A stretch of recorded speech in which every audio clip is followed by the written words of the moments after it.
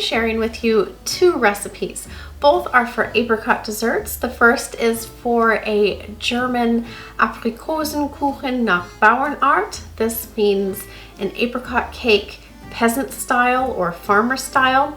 This is a yeasted cake base topped with apricots, almonds, and a meringue. And the second is Marillenknödel, and this is an Austrian noodle dessert.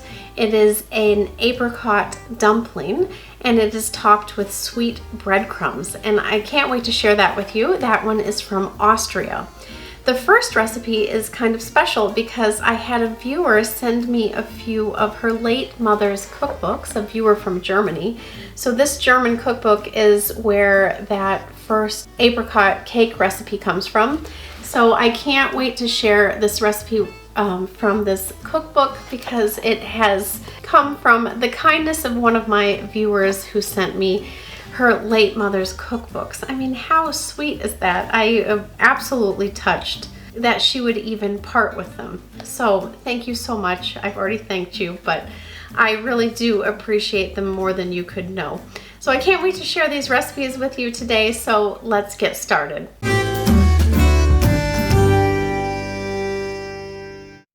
The first recipe that we're starting with today is the Aprikosenkuchen. To make the apricot cake, begin by mixing together 250 milliliters or 1 cup of warm whole milk with 13 grams or 1.5 tablespoons of instant yeast and 1 teaspoon of sugar. The original recipe called for 40 grams of fresh yeast, but most of us in the US don't have access to fresh yeast, so I converted the recipe to dried yeast. Let the mixture sit for about 5 minutes or until the yeast has bloomed. Then add 500 grams or 4 cups of all-purpose flour, a pinch of salt, 125 grams or 2/3 of a cup of sugar into a stand mixer with a dough hook attachment and give that a quick stir to combine. And then add 125 grams or 9 tablespoons of unsalted butter that has been melted and then cooled. And you're also going to add 1 egg and then the yeast milk mixture that you've let bloom. Knead that on medium speed until a smooth dough forms. Once a smooth dough forms, you're going to place it in a covered bowl and let it rise until it has doubled in size. Mine took about an hour, but it can differ depending on the temperature of the room. Last summer, I shared a very similar recipe for a German peach streusel cake. That one used baking powder as the leavening agent, not yeast, but these types of fresh German fruit cakes, called Obstkuchen, are made pretty interchangeably with either type of base. Once the dough has risen and you've punched it down, you're going to roll it out onto your work surface into a rectangle roughly the size of your baking sheet. The peach cake that I made from last year had a streusel on top. Streuselkuchen or streusel cake comes from the region of Silesia, which includes some of Germany, a lot of Poland, and some of the Czech Republic. More generic cakes made from fresh fruit like this apricot cake are a little bit harder to trace because they've traditionally been a way to use up fresh fruit during the harvest seasons, especially before fruit preservation was made possible by canning. This one had nach Bauernart in the title, which literally means farmer style, alluding to the fact that this is traditionally a way to use up the fruit harvest. And the fruit is interchangeable in this cake, so you can change this out to match whatever is in season. I will link to the peach streusel cake in the iCard above if you want to try that one out. And also I talk about the history of the German Kaffeeklatsch in that video as well, so you might find that interesting. So you'll see that I've rolled up my dough onto my rolling pin and laid it out onto a greased baking sheet and then pressed it into the edges of the pan. Now I'm laying out 1 kilo or 2¼ pounds of fresh apricots that have been pitted and halved. I'm laying them cut side down. And you can use canned apricots if that's all you have on hand or it's not apricot season when you're watching this. Just make sure you let them drain thoroughly in a colander before placing them on the cake. Then you're going to generously sprinkle the fruit with about 50 grams or a quarter cup of sugar, and then sprinkle about 50 grams of sliced almonds over the dough base. You might want to skip sprinkling sugar on the fruit if you're using canned fruit, because it might create a soggy crust, because it will draw out even more liquid from the fruit that is already quite wet when it is canned. Set that all aside while you prepare the meringue. Put 4 room temperature egg whites into a medium-sized bowl and begin beating them on high speed. When the mixture starts to form soft peaks, begin adding in 175 grams or 1.5 cups of powdered sugar, about a tablespoon at a time, until stiff, glossy peaks form. Then transfer the meringue into a piping bag fit with a fluted tip. I'm just using a resealable plastic bag as a piping bag here, as I always do, because I seem to always forget to buy new ones when I run out. I tried to mimic the photo of the cake in the book, so I piped squiggly lines across the fruit and little rosettes on the cake base around the fruit, but you can decorate it however you like. After you pipe on the meringue, you're going to bake the cake at 350 degrees Fahrenheit or 180 degrees Celsius for 25 to 30 minutes, or until golden around the edges and the meringue has a lightly toasted look to it. You can eat this warm or at room temperature, but make sure you eat it the day that it is made, because it gets soggy by the next day.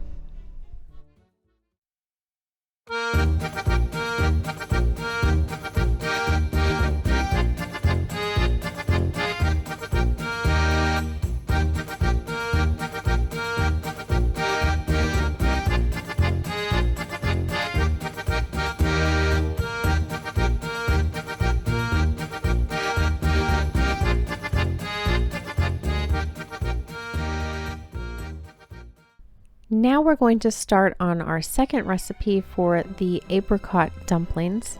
And these dumplings come in different varieties. Some are potato based, others are farmer's cheese based, and others are Quark based.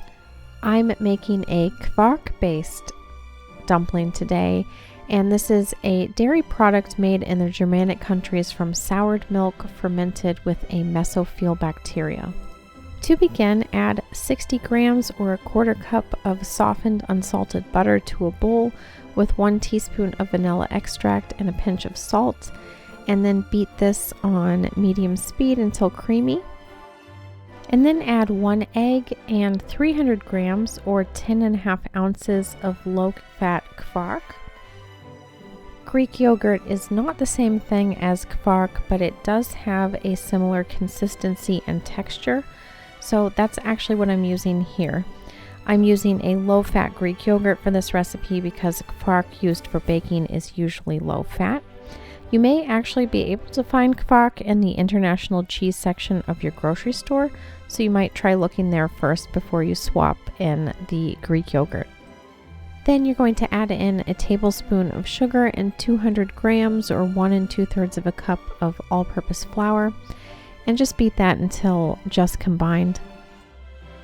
And you might find that once it's all mixed together and you bring it together with your hands, that it's very sticky. So I actually added another 2 tablespoons of flour at this point to get it to a more workable consistency. So you can always do that if you find that your dough is completely unworkable and very sticky. Once you have a smooth dough, go ahead and wrap that in plastic wrap and refrigerate for about half an hour. This will make it easier for rolling out into dumplings later. While the dough is resting in the refrigerator, take 10 apricots. You'll notice I only have 9 here. One of mine went moldy, so I only have 9, but for this recipe, 10 will work. Take 10 apricots and slice them just down the seam and take out the pit. If they're really ripe, this should be really easy and the pit should just pop right out. And then in the place of the pit, take a sugar cube and place it inside. And then you're going to do that for each one of these, and then you'll just set that aside until you're ready to wrap them up in the dumpling dough. Apricot and interchangeably plum dumplings originated in Bohemia, which used to be owned by the Austro-Hungarian Empire. Nowadays, the Wachau region of Austria is most known for its apricot dumplings, as it's a prolific producer of apricots. But you can find these dumplings all over Central Europe. This can be considered a dessert, but it's actually often eaten as a sweet main meal for lunch, which used to be a Friday Austrian tradition for Catholics. Meat was traditionally abstained from on Fridays to remember the crucifixion, and sweet main meals became the replacement for the main meal for lunch. Things like fruit dumplings, poppy seed noodles, pancakes, cheese strudels, Kaiser Schmarrn, and so many other dishes. Today, these dumplings are often found pre-made in the freezer section in Austria, so you can actually freeze these uncooked and just boil them straight from frozen if you ever wanted to keep batches of these on hand for easy cooking. If you speak German, you'll notice these are called Marillenknödel and not Aprikosenkuchen. The word for apricots is Marillen in Austria and some of southern Germany, and Aprikose in Germany. If you've learned something and are enjoying this video, I hope you'll hit that like button and consider subscribing if you haven't already.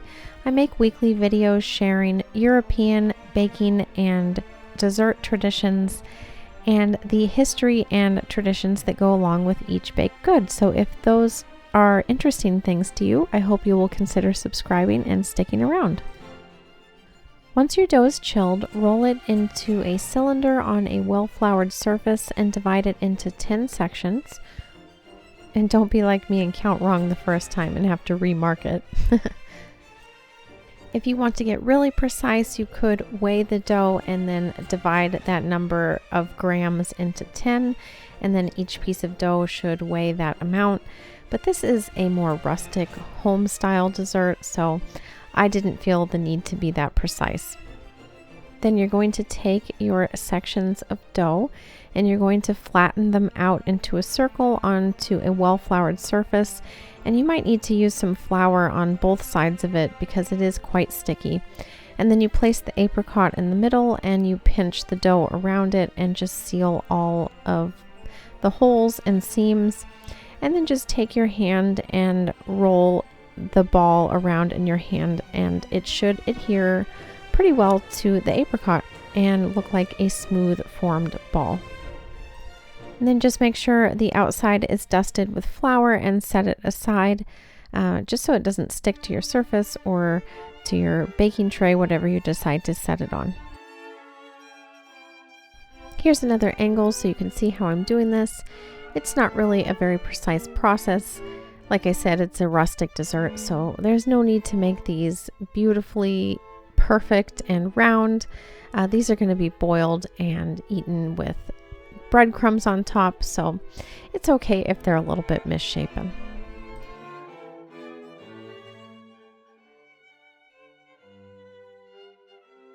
Then you're going to get a big pot of lightly salted water boiling, and then you're going to add the dumplings to it once it's up to a boil.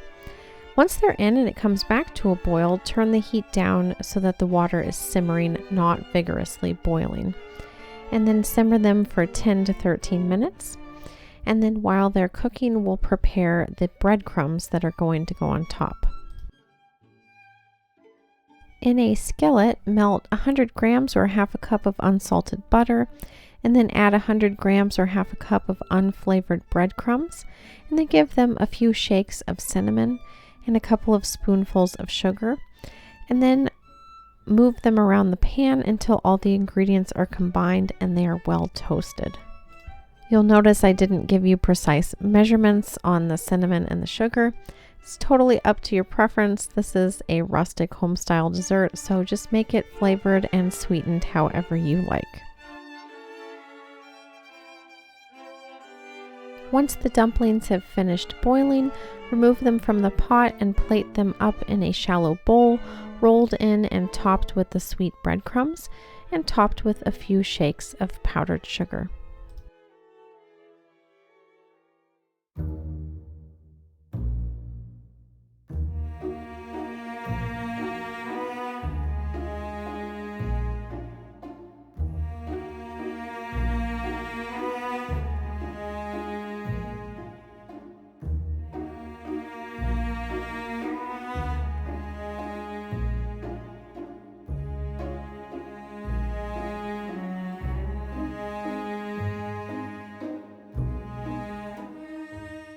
So first I'm going to start with this beautiful apricot cake. It's just stunning with the little pipettes of meringue on top.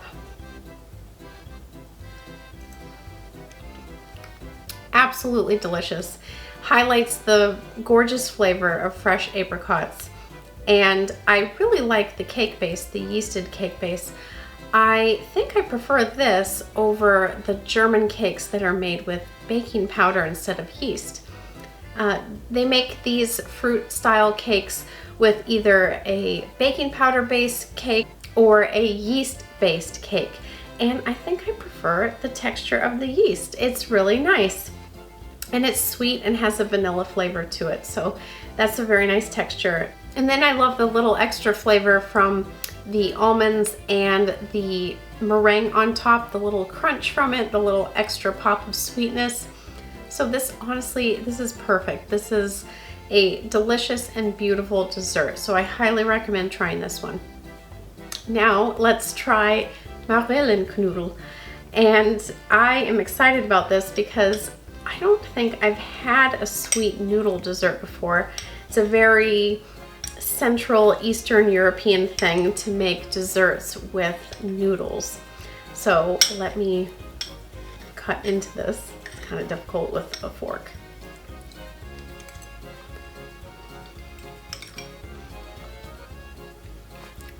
That's another one of those homey grandma style desserts where you just feel like somebody made this for you because they love you. It's warm, it's sweet, but it also has that noodle on the outside, the dumpling, and then the little crunch and extra sweetness and flavor from the sweet breadcrumbs is really nice. Highly recommend this. And you can also make these with small plums. Not the big plums that you find here in the US, but the European style plums that are used for prune making. They're about this size. And that's a traditional dumpling as well, to either make the apricot dumplings or the plum dumplings. So if you have those, you can make that in the same way as I made these. And those are called Zwetschgenknödel. So I hope I shared with you 2 ways to use apricots that you haven't thought of before, and maybe we'll give a try this summer. Let me know if you make them. I'd love to see what you think of them and how they turned out for you. If you're new here, I hope you hit that subscribe button because I make a new video every week sharing a different European recipe, sometimes more than one. And I always share a side of history and culture with each recipe. So if that's something that interests you, go ahead and hit that subscribe button. And if you enjoyed this video, make sure you hit that like button. That helps the channel to grow and lets the algorithm know that people are enjoying this video, and it pushes it out to other people. Last year I made a German peach cake with streusel on top, so definitely watch that video right after this one so you can find another way to use up this summer's fruit. And I'll see you next time.